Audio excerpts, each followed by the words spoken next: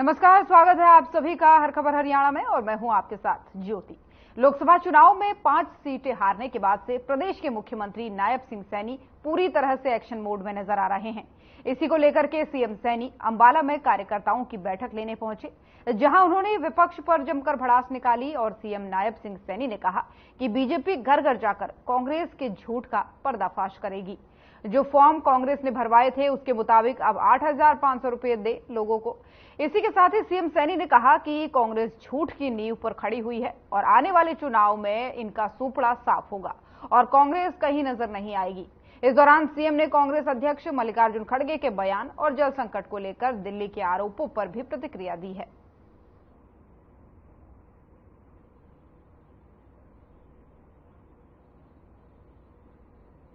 समय के अंदर विधानसभा के हरियाणा के चुनाव हैं। भारतीय जनता पार्टी कांग्रेस के उस झूठ को घर घर जाकर के पर्दाफाश करने का काम करेगी। जो कांग्रेस ने झूठ के ऊपर अपनी नींव को खड़ा करने की कोशिश की है, लोगों के बीच में झूठ बोल करके और भ्रम फैला करके कि संविधान खत्म हो जाएगा, आरक्षण खत्म हो जाएगा।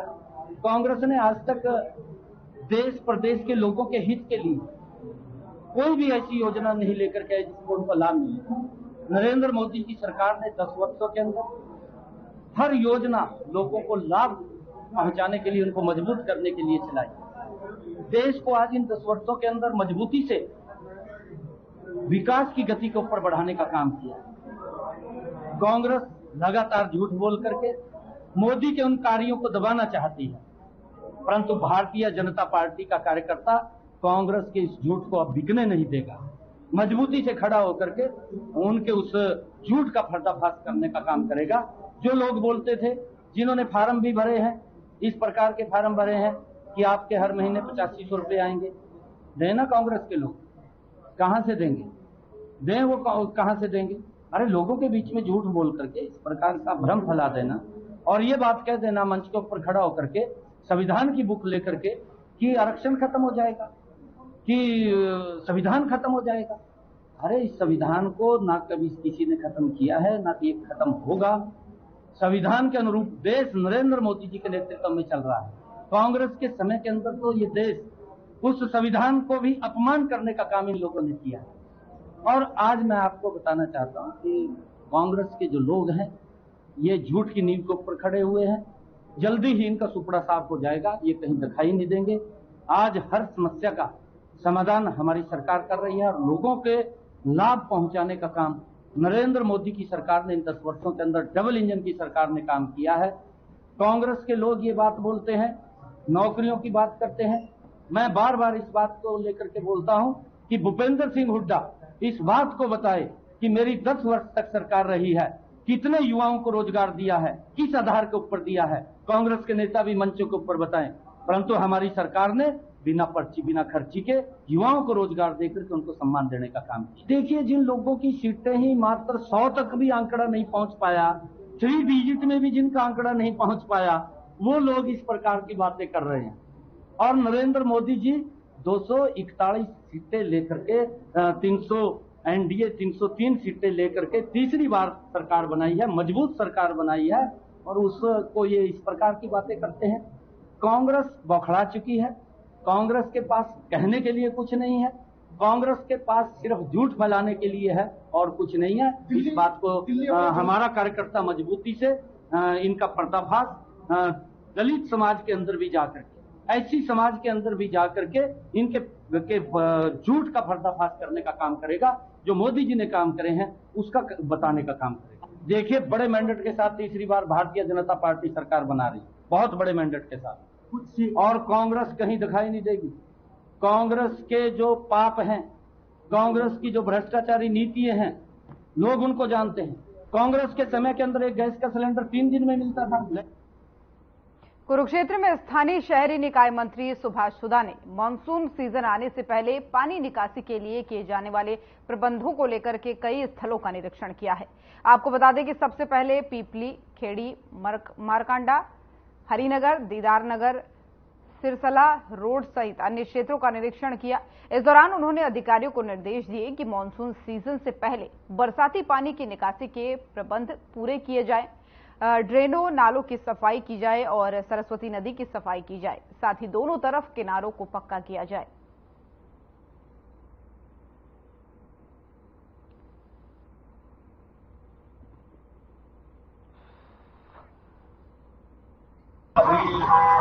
नेक्स्ट मंथ 15 जुलाई को मानसून आने वाला है, तो देखते हुए उन्होंने शिक्षक की पहले टेक्निकल साथ एक्शन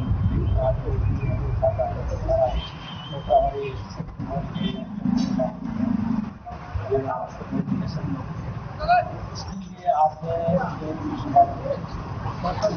पॉइंट राष्ट्रीय फल आया था, कहाँ हमने अच्छा करनी है, इस प्रकार से सफाई है सब, उसके लिए हमें 7 महीने के अंदर और वहाँ की जनता जब तक हमें साइन करके मिलेगी जनता करते नहीं होगी।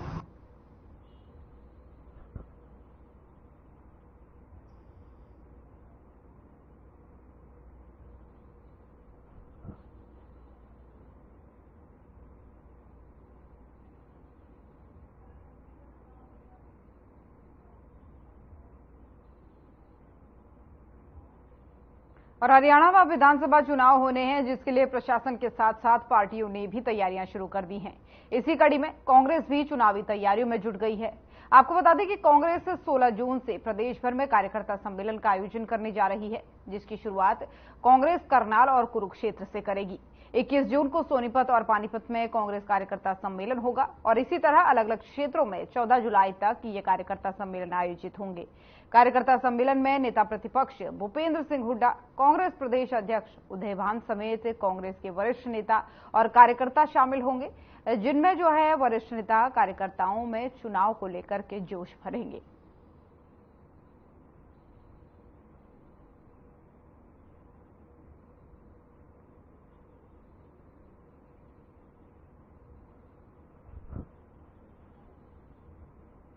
लोकसभा चुनाव में हरियाणा में कांग्रेस को जीत मिलने के बाद से लोकसभा सांसद दीपेंद्र हुड्डा कोसली पहुंचे और क्षेत्र की जनता का उन्होंने धन्यवाद किया। सांसद दीपेंद्र सिंह हुड्डा ने कहा कि जो विश्वास कोसली की जनता ने उन पर जताया है, वो उसे अंतिम सांस तक टूटने नहीं देंगे।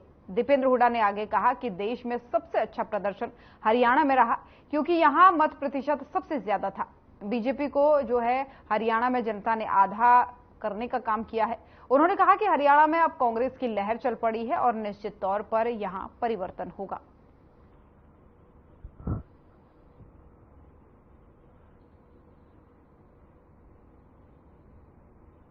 विधानसभा क्षेत्र के अंदर यहाँ पर तो सभी साथियों का मैं अपने दिल से, अपनी आत्मा से धन्यवाद करता हूँ। कोसली विधानसभा क्षेत्र में इतना साथ मिला और अधिकतर गांवों में, ज़्यादातर गांव के अंदर तो हमारी जीत हुई है, नहीं तो बराबर रहे।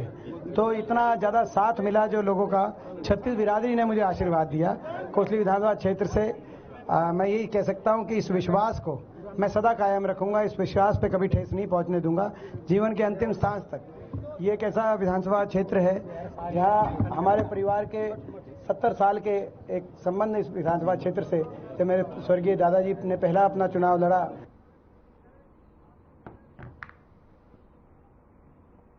और पंजाबी रामलीला मैदान में एक युवती ने फांसी लगाकर के अपनी जान दे दी। सूचना पर थाना प्रभारी राजकुमार, चौकी प्रभारी सुरेश कुमार और फॉरेंसिक विभाग की टीम मौके पर पहुंची और सबूत जुटाए। मिली जानकारी के अनुसार उस समय घर में कोई नहीं था। 22 साल की संगीता ने जनवरी 2024 में अपनी मर्जी से रवि पुत्र रावेश्वर वासी गांव गुल्लरपुर थाना निसिंग जिला करनाल के साथ प्रेम विवाह कर लिया था। मृतका के पिता का आरोप है कि उनकी लड़की संगीता को उसके पति रवि, उसके ससुर, सास और ननदों ने दहेज के लिए गला घोंटकर मार डाला है।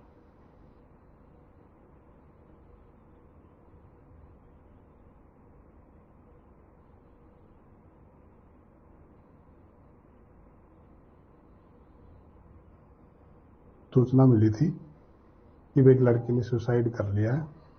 मैं अपने दल बल के साथ मौका पर पहुंचा। एसएचओ साहब को सूचना दी, एसएचओ साहब भी मौका पर आई, फॉरेंसिक टीम को बुलाया। इस लड़की ने जी शादी की थी जनवरी 2024 मुकदमा दर्ज करवाया था कि कनकर से वो प्रोटेक्शन लेके इनने वापस तब से ही यहाँ अपने पति के साथ रह रही। इसका पति रात को बाहर गया हुआ था और इसने सुसाइड किया है। बाकी घर वालों को सूचना दी हुई है, मौका पर आने वाले हैं।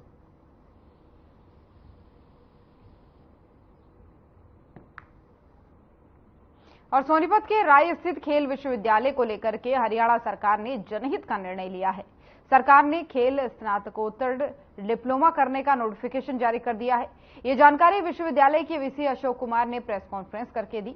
इस दौरान उन्होंने प्रेस कॉन्फ्रेंस में ये भी बताया कि Netaji Subhash National Institute of Sports Patiala, Laxmibai National Institute of Physical Gwalior या फिर देश में किसी भी अन्य यूजीसी मान्यता प्राप्त स्पोर्ट्स यूनिवर्सिटी द्वारा जारी स्पोर्ट्स कोचिंग में डिप्लोमा के बराबर माना जाएगा।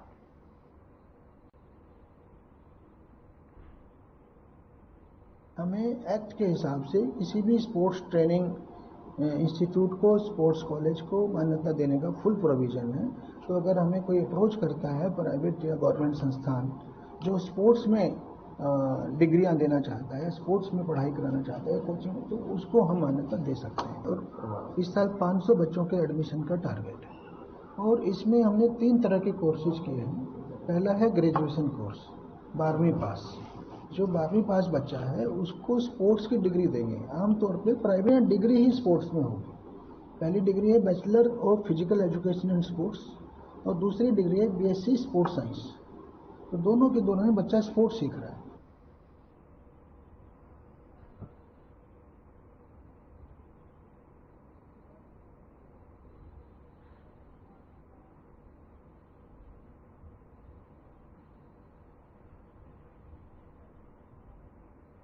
और हरियाणा सरकार द्वारा गरीब व्यक्तियों के लिए निःशुल्क यात्रा के लिए रोडवेज विभाग द्वारा बनाए जा रहे हैप्पी कार्ड लेने के लिए लोगों की काफी भीड़ चरखी दादरी बस स्टैंड पर पहुंच रही है।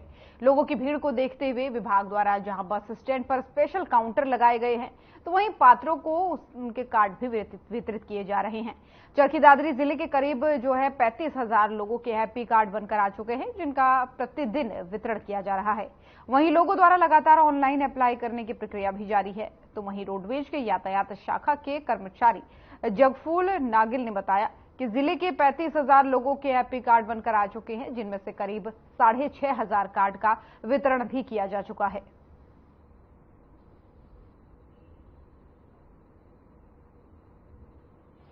जैसा कि आप जानते हैं कि हरियाणा सरकार द्वारा बीपीएल परिवारों को हैप्पी कार्ड वितरित किए जा रहे हैं। हैप्पी कार्ड का मतलब है हरियाणा अंत्योदय परिवार पहचान योजना। इसके तहत जिस परिवार की फैमिली आईडी में इनकम 1 लाख से कम है, उस परिवार में चाहे जितने भी सदस्य हों, सब सदस्यों को 1 साल में 1000 किलोमीटर हरियाणा सरकार की तरफ से हरियाणा रोडवेज में फ्री यात्रा करवाई जा रही है। उसके लिए हैप्पी कार्ड वितरित किए जा रहे हैं। अब चरखी दादरी में अभी तक 35,000 हैप्पी कार्ड बन के आ चुके हैं। हमने लगभग 6,500 के करीब कार्डों को वितरण कर दिया है। यहाँ हमने 5 काउंटर लगाए हुए हैं। और हरियाणा के रेवाड़ी में 20 रुपये किलो बिकने वाले प्याज की कीमतों में अचानक उछाल आ गया है। प्याज अब 40 रुपये किलो तक पहुंच गया है, जिसने लोगों की आंखों में बिना काटे ही आंसू ला दिया है। महिलाओं ने कहा कि प्याज के साथ अन्य सब्जियों के दाम जो हैं बढ़ने से उनकी रसोई का बजट पूरी तरह से बिगड़ गया है। तो वहीं सब्जी विक्रेताओं का मामले में कहना है कि प्याज के निर्यात और गर्मी में खराब हुई प्याज की फसल के कारण इसके दामों में वृद्धि हो चुकी है और ट्रांसपोर्ट भाड़ा बढ़ना भी इसका मुख्य कारण है। अभी प्याज के दाम 40 रुपये किलो हैं, जो 80 रुपये किलो तक जा सकते हैं।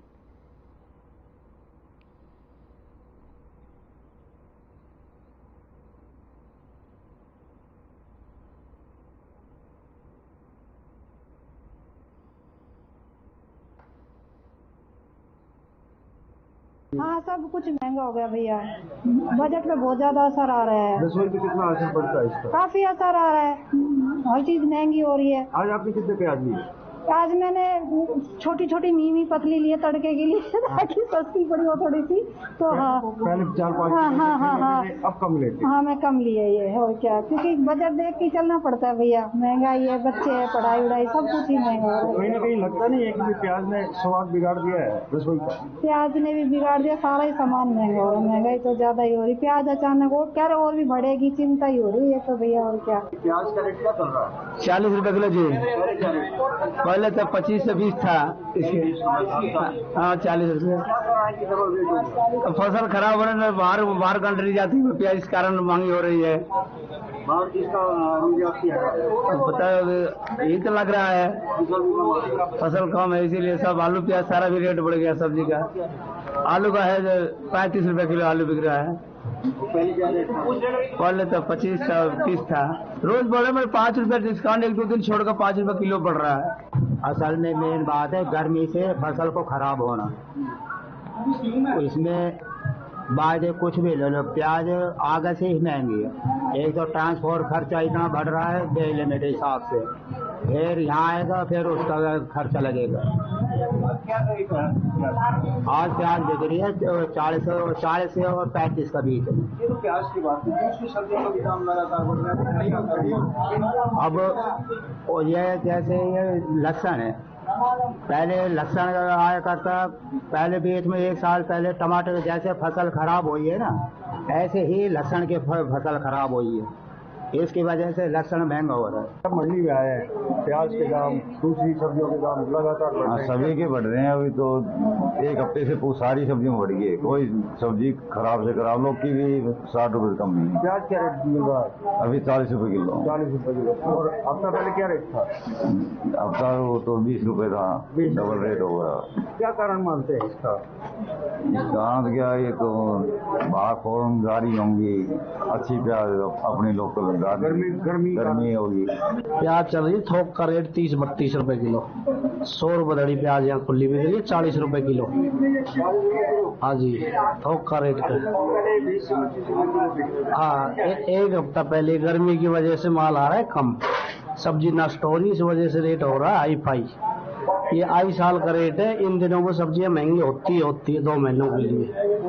हर सब्जी में 10 से 15 रुपए किलो रेट बढ़ोतरी हो रही है। सब्जी की वजह रेट ग्राहक उतना ही है, सौदा उतना ही बिकता है, सब्जियां कम आ रही है, तो अपने आप ये सब्जी महंगी होती आ रही है।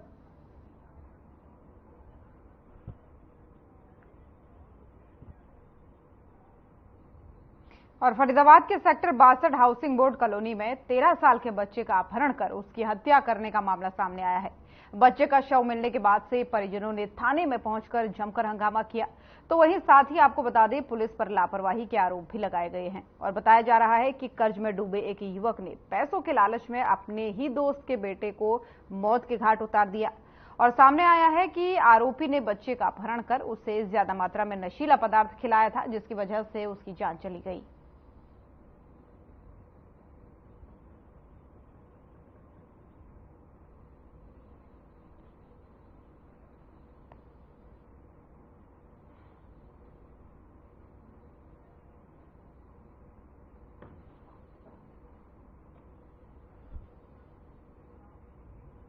हरियाणा महिला आयोग की उपाध्यक्ष सोनिया अग्रवाल ने जिला कारागार और महिला पुलिस स्टेशन का औचक निरीक्षण करते हुए महिला थाने में शिकायत लेकर पहुंची। महिला शिकायतकर्ताओं की फरियाद सुनते हुए थाना प्रबंधक को मामलों में संवेदनशीलता के साथ कार्रवाई करने के निर्देश दिए। उन्होंने जेल की बैरकों और जेल में स्थापित कानूनी सहायता क्लिनिक और जेल अस्पताल का भी निरीक्षण किया। जेल अधिकारियों को खाना पकाने में साफ सफाई का ध्यान रखने के भी निर्देश दिए। जेल अधिकारियों ने बताया कि जेल में फिलहाल कोई महिला जो है वो बंदी और कैदी नहीं है। जेल में निर्माण कार्य होने की वजह से महिला बंदियों और कैदियों को रोहतक जिला जेल में स्थानांतरित किया गया है।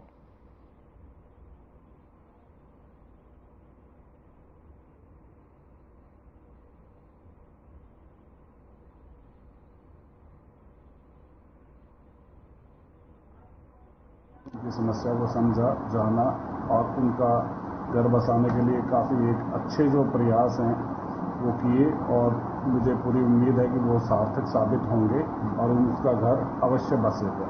हमारे एसपी साहब डॉक्टर अर्पित जैन जी हैं, डीसीपी हेडक्वार्टर हैं, तो उनका भी प्रयास रहता है कि कोई भी आदमी नशे की लत से दूर रहे।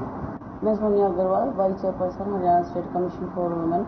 आज मैंने जो है झज्जर का दौरा किया, जिसमें मैंने झज्जर की जेल विजिट किया और साथ में महिला थाने का अचानक जो है औचक निरीक्षण जो है आज किया गया। विदाउट एनी इन्फॉर्मेशन अचानक महिला थाना साथ में जो है निरीक्षण किया गया।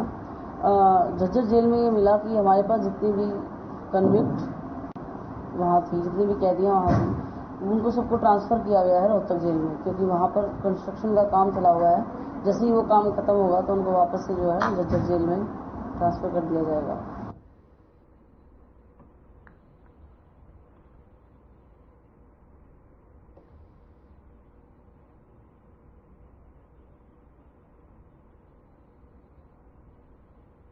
पुंडरी में आरटीए की टीम ने शुक्रवार को पुंडरी में 157 स्कूली बसों की जांच की और जांच के दौरान जो कमियां पाई गई उसे तुरंत प्रभाव से दूर करने के निर्देश दिए गए।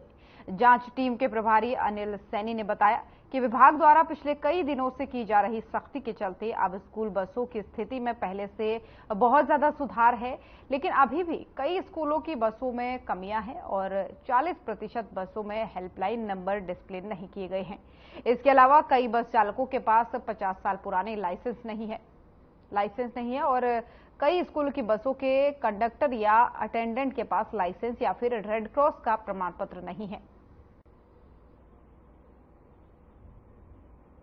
सर, हमारे पास आज जो स्कूल बसेस को चेकिंग का शेड्यूल है, तो और इसके अंदर जो सुरक्षित स्कूल वाहन पॉलिसी के तहत जो भी पॉइंट्स आते हैं उनकी एक हमारे पास 27 नॉर्म्स की जो है लिस्ट है। हम इनके तहत ही जो है चेकिंग कर रहे हैं। ड्राइवर का लाइसेंस हो गया, उसकी वैलिडेशन होगी, फिटनेस परमिट, गाड़ी का जो कलर कोडिंग है वो एज पर नॉर्म्स है कि नहीं है, और गाड़ी का बॉडी कंडीशन कैसा है, फिटनेस कैसा है, गाड़ी के अंदर जो सीसीटीवी, पेंट कॉर्नर, जो अदर जो भी रिक्वायरमेंट्स जो सरकार की तरफ से हिदायतें हैं, उन सब हिदायतों के हिसाब से हम इसको गाड़ी को चेक कर रहे हैं। सर, गाड़ियाँ कितनी बुलाई गई हैं ये एग्जैक्टली मैं नहीं बता पाऊंगा, लेकिन आज जो अपना पुंडरी एरिया है इसके सभी स्कूल्स को गाड़ियाँ भेजने के लिए बोला हुआ है। कैथल पुलिस ने एक युवक से मारपीट कर धार्मिक भावना को आहत करने वाले शब्द बोलने के मामले में 2 अपराधियों को यानी आरोपियों को काबू किया है। आरोपियों की पहचान जींद जिले के सिंगवाल निवासी ईशू और शेरगढ़ निवासी सुनील के तौर पर हुई है। दोनों आरोपियों को कल अदालत में पेश किया जाएगा। गौरतलब है कि आरोपियों की धरपकड़ के लिए जिला पुलिस द्वारा डीएसपी गुरविंदर सिंह की अगुवाई में 5 सदस्यीय एसआईटी का गठन किया गया था और सीआईए पुलिस, सिविल लाइन और साइबर क्राइम की टीम आरोपियों की गिरफ्त में लगी हुई थी। वहीं आहत करने वाले शब्द बोले गए थे, जिस संदर्भ में सिविल लाइन पुलिस द्वारा मुकदमा दर्ज किया गया है।